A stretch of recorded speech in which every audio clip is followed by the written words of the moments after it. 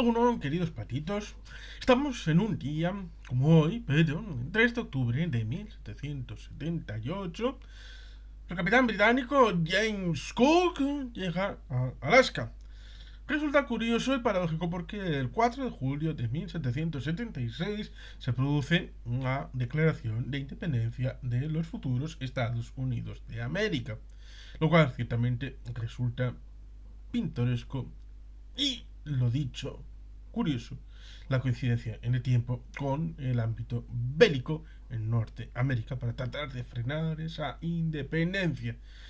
Alaska, evidentemente, era una parte donde entró en inido tempore mucho tiempo antes la población americana, porque más allá de Monteverde y de otros enclaves de investigación científica del pasado de las migraciones humanas sobre América y las posibilidades de tránsito entre el ámbito de el ámbito africano con lo que hoy conocemos con la mola punta de Brasil y que ciertamente tiene su raigambre en lo que espero algún día David Nieva se venga al canal a hablar de los que llegaron a América antes de los Colón y compañía, y es el hecho de que en ese ámbito eh, tenían más pensamiento cuando hicieron el Tratado de Cachobas, pero sobre todo el posterior de Tordesillas,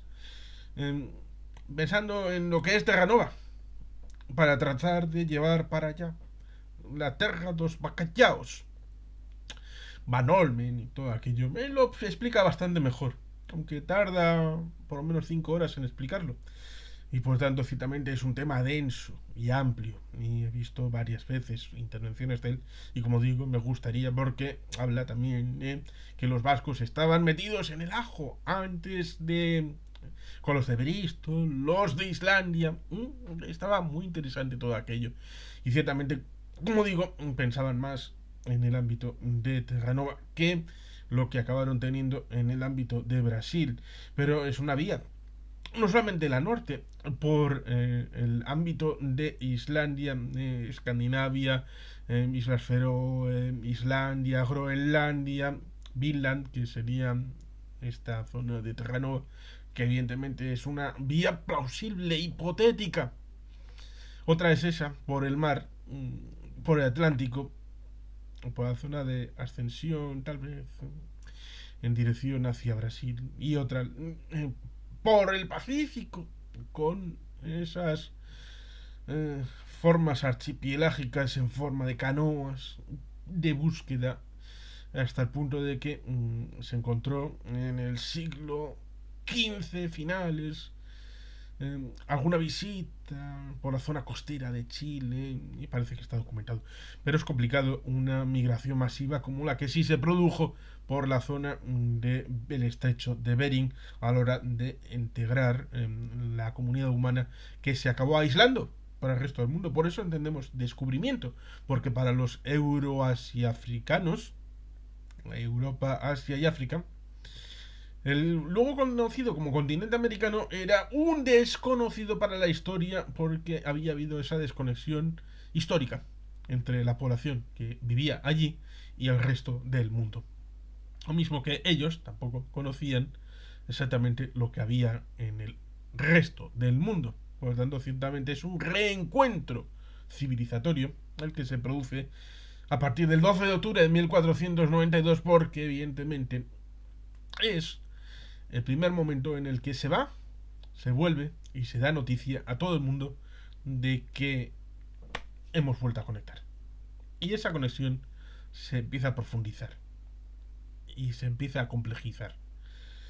Por lo tanto, ciertamente resulta curioso, ciertamente, evidentemente, recordar que también hay gente que descubría América todos los años, porque en una isla que está en medio del estrecho de Bering, pues evidentemente comerciaba con un lado y comerciaba con otro, pero ¿de eso daban cuenta para el resto del mundo? ¿De usted esa isla tenían contacto con Londres, con París, con Madrid, con Roma, para demostrar que había algo un poquito más allí? Para demostrar que aquellos que habían hecho el puente del estrecho de Bering cuando estaba construido, es decir, en aquella época previa a la destrucción de los hielos, ese tránsito, había la posibilidad de otro lado que se quedó aislado. Alaska, ciertamente. ¿Quién llegó primero a Alaska? ¿Quién llegó primero a la Antártida? ¿Pedro Castilla, tal vez? ¿Quién llegó primero a Australia, a Nueva Zelanda? ¿Alguien en el siglo XVI? ¿El nombre de Castilla? Tal vez. Es una parte importante, porque James Cook aparece como el descubridor de muchas cosas, pero previamente ha habido otros, y ahí está la tensión, en donde algunos se llevan la fama y otros solamente quedan relegados. La fama de Francis Drake, como supuesto también dador de una vuelta al mundo, cuando en realidad el primero en darla es Elcano. La idea de la vuelta al mundo, la idea de ser victorioso, la memoria de un Drake que perdió todas sus batallas prácticamente, la idea de una plaquita en San Francisco que no está aprobada y se olvida la expedición Raka y Maui, que puso una serie de mojones desde la salida en el Mar Rojo hacia la zona del Índico, y que ciertamente es discutible que llegara a América, a pesar de que hay alguna talla. Esta es si fuera portugués diría un padrao. Un padrao. El padrao de los descubridores sería el culmen de esa idea de poner el mojón de demostración de que hemos estado aquí y de que hemos sido nosotros los que hemos llegado hasta aquí. Pero ciertamente, como cierta profesora mexicana suele denunciar, cuando se establece la idea de que no, la primera ciudad del Pacífico americana, San Diego, ¿en serio?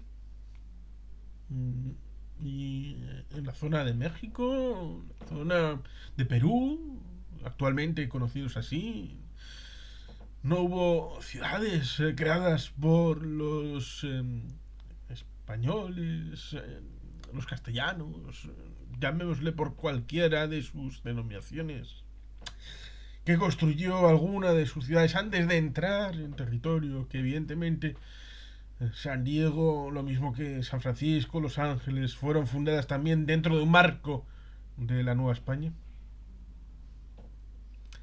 Es decir, que los anglosajones no llegaron hasta ahí sino al siglo XIX, después de la segunda mitad, cuando incorporaron esas ciudades al acervo del territorio que luego se incorporaría en forma de Estado a los Estados Unidos de América, culminando en 1912 con la incorporación de Arizona como Estado número 48 y por tanto la estrella 48.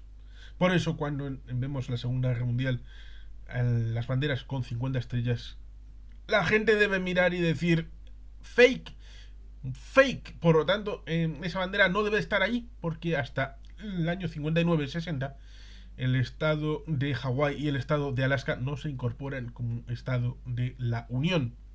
Lo mismo que cuando uno baja desde Alaska en dirección a la isla de Vancouver, en realidad tendría que llamarse de Quadra y Vancouver, porque fue descubierta por Quadra, comisionado de Carlos III. Ciertamente tiene importancia porque el nombre oficial que se le quiso dar es la vinculación de esa paz, de esta la isla de Nootka está por ahí también. Creo haberme quedado bien con el nombre, pero esto lo puede investigar cualquiera. Ahí está el asunto de Alaska, de Vancouver, la idea de Quadra, que está desaparecida, tanto en la ciudad como en la propia isla. Esa memoria solamente de una parte, de la parte de los británicos, porque la confluencia allí fue múltiple. Por supuesto, los castellanos que subían desde la zona de hoy California, y por supuesto, cuando uno ve en Montana, le falta la parte de arriba de la N, montaña. El topónimo viene en parte del castellano, como muchas otras zonas. Y evidentemente subía hacia arriba. Los británicos, desde en la zona suya, en lo que luego se configuró como la Confederación del Canadá en 1857, y los rusos desde la parte de Alaska, incorporando también una pequeña ciudad en California. Por eso, cuando uno ve un muelle en California que viene todas las banderas de los territorios que han estado incorporados de alguna manera, aunque sea un momentito, pues uno puede ver la bandera de Rusia, alguna que otra bandera relativa a España, incluso una bandera de Argentina, que hubo un desembarco argentino, una historia que resulta bien curiosa, pero que evidentemente es algo puntual, como un aguijón, como sería el caso de este que combatía, de... ¿Le interpretó Will Smith? Ah, si alguien se acuerda. Comentarios. Eh, con el combate aquel en Kinshasa, en el Congo. Alaska. Fue rusa, en parte. Incluso hay gente que hoy tendría que pensar que los putinejos deberían recomendar que recordaran el hecho de que Alaska fue vendida. Lo mismo que le pasa con Florida. España no se rompe, normalmente se vende. Rusia también dicen aquello de Rusia no se rompe, se vende, deberían de decirlo bien. Resulta curioso y paradójico porque al primero que se le debieron ofrecer, porque ofrecieron a varios, fue al duque de Liechtenstein, que estaba vinculado en ese momento, en la mediados del siglo XIX, ya en el ámbito del imperio austrohúngaro. Era gente de dinero, con pasta, que luego evidentemente la territorialidad pudo mantener ese ámbito entre Suiza y Austria, y ciertamente rechazaron. Pero se imaginan que el ámbito de Liechtenstein actualmente tuviera el territorio europeo y fuera Alaska. No podemos olvidar, sino que Letonia tenía territorio en tres continentes. En tres continentes. Letonia tenía una zona en África, en América, aparte del territorio europeo. Cosas de la historia. Y eso que no era un estado propio, sino subsidiario del ducado de Lituania con Polonia. Polaco-lituano, con lo cual ciertamente resulta todo eso también curioso, sobre todo cuando pensamos en... Creo que la patria chica de Cook era Escocia, y Escocia también antes del siglo XVIII intentó sus propias aventuras coloniales, cuyo fracaso influyó decisivamente en la incorporación al marco de la Gran Bretaña general, subsumiéndose en el pacto de la Unión. Pero ciertamente ese intento de tener sus propias zonas territoriales en América hizo que Escocia se empobreciera hasta el punto de requerir lo que llamaríamos ahora un rescate. Que Escocia fue objeto de un rescate de una potencia mayor, como fue Inglaterra. Con lo cual, ciertamente, la historia nos retrotrae ciertamente a historias que merecen ser contadas, merecen ser relatadas y merecen ser puestas encima de la mesa, como el hecho este de que James Cook no fue el primero en llegar a determinadas zonas, no fue el primero realmente en llegar a Australia, a Nueva Zelanda, no fue el primero en llegar a... no, o sea, no solamente a Cook, sino posteriormente otros británicos que pretendieron ser los primeros en Australia, Nueva Zelanda, Antártida, Alaska. Ahí no diré, porque como hemos hecho referencia a esa isla que descubría Alaska todos los años, pero como no daba información al resto del mundo, ahí está la diferencia de un descubrimiento comunicado, como es el de Colón, a los de los previos, que estaba en secreto, como los pescadores vascos, muy mañosos, pero que guardaban en secreto, y que tal vez en el siglo XV, no en el siglo XVI, en 1502, 3, 4, cuando ya oficialmente se ha abierto la veda y aparecen por allí todo el mundo oficialmente para reclamar que estoy aquí y que esto es mío y que estoy con derechos. No, no, es calladamente, igual en el siglo XV, en 1400 y pico, ya había vascos por ahí con la ballena, el bacalao y todo esto. Pero ciertamente esa es la diferencia. Alaska, formalmente se establece la idea esa de que el capitán británico James Cook llega a Alaska. ¿Era el primero? ¿No era el primero? ¿Fue importante? ¿No fue importante?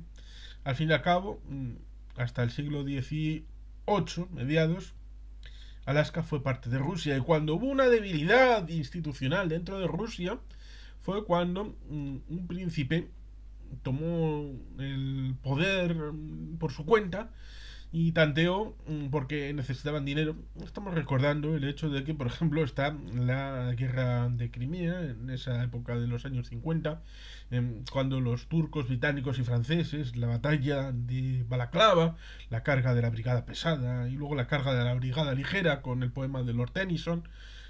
Ciertamente en ese mundo, ciertamente Rusia necesitaba dinero, financiación para sus cosas. También los nobles necesitaban financiación para sus otras cosas de toda la vida. Estas cosas de lo que no estás haciendo cuando tienes que hacer las cosas para lo que tienes que hacer para disponer de tiempo y sobre todo de monumentos para cuando no tienes que hacer lo que tienes que hacer. Y por tanto, ciertamente todo confluye en que cuando Liechtenstein dice que no al territorio de Alaska, por los Estados Unidos dicen que sí y ponen la pasta. Y luego esa aventura privada es subsumida por el Estado y acaba siendo en territorio incorporado, a pesar de que pasa prácticamente un siglo, hasta que no es incorporado en forma de Estado, con esa idea previa de que era un territorio inhóspito y con esa dificultad respecto a la subsidiariedad por el subsidio, en este caso, de la población nativa, la dificultad del paralelo, del tiempo, de las infraestructuras, que llevó una especie de pacto de no agresión en el ámbito del Pacífico, por ejemplo con Japón, con la idea de no militarizar las islas de las ni Sajalín ni las Kuriles, cosa que los japoneses violaron primero y luego cuando llegó una noticia curiosa, que es que en el año 40 se vieron alemanes en esa isla, que estaba en mitad. Esa que hemos dicho que descubría todos los años América. Y como había un pacto de amiguis en el año 40 entre soviéticos y alemanes, se corrió el bulo de que los soviéticos con los alemanes estaban pensando en invadir Alaska, que estaba completamente indefensa. Ese bulo llevó a que se empezara una cierta militarización de Alaska, que luego llevó unos meses, unos años después, al asunto de la invasión de las Aleutianas, cosa que tenemos comentado con Rubén Millamor en este canal. Y por supuesto es un experto en la guerra del Pacífico y también en las operaciones de Japón, sobre todo en el ámbito continental con los chinos, pero esta parte de Alaska también es bien interesante, con Atu, Kiska y todo aquello. Por tanto, ciertamente la historia resulta bien interesante y apasionante. Hasta el punto de que, si vemos en los años 90, habrá un partido independentista de Alaska que tendrá su importancia, electoralmente hablando. La lucha entre los demócratas y republicanos, siendo un estado casi 100% republicano de toda la vida. Pero, ¿por qué? Ahí estaría la pregunta. ¿Cuál es la percepción que ven respecto a los republicanos para no elegir a los demócratas y qué ofrecen los demócratas para ser rechazados fundamentalmente cuando en teoría el Partido Demócrata es el partido de las minorías? Y hay una minoría muy importante de nativos americanos que en el ámbito de Hawái, el otro estado que entra en el 59-60, Hawái es un estado fundamentalmente demócrata. Todo el mundo lo tiene descartado en el ámbito de las elecciones presidenciales. Todo el mundo sabe que no tiene que contar ni con Hawái ni con Alaska. Saben que uno va a estar en un bando y el otro en el otro. Y por tanto, prácticamente no hay que hacer nada porque es automático. Pero esa pregunta que hay que hacerse de por qué. Lo mismo que Hawái, con la pérdida del reino en el siglo XIX, a finales del siglo XIX, con golpe de Estado y unas cosas muy raras que merecerían su tratamiento aparte. Pero Alaska, Alaska, ¿por qué? ¿Por qué republicano? Esa es una pregunta que tal vez haya que preguntársela al señor Cook, porque como supuestamente sabía de todo y había llegado el primero a todos lados, pues ciertamente, igual en el más allá se ha puesto estudioso y ahora sabe por qué todas estas cosas. Pero en fin, llegó a Alaska. ¿Sirvió para algo? ¿Sirvió para que los británicos tomaran el control? Lo mismo que James Cook moriría en Hawái porque quiso hacer sus cosas raras, un poco como Magallanes cuando se quiso meter en una trifulca en Filipinas y acabó con su propio matarile. Pues Cook se quiso meter, incluso secuestrar a una princesa en Hawái y acabó con su propio matarile. Se le va a hacer. En fin, vamos a dejarlo aquí. Queridos patitos, es que ricasco, agur brobat, Betty Helpian.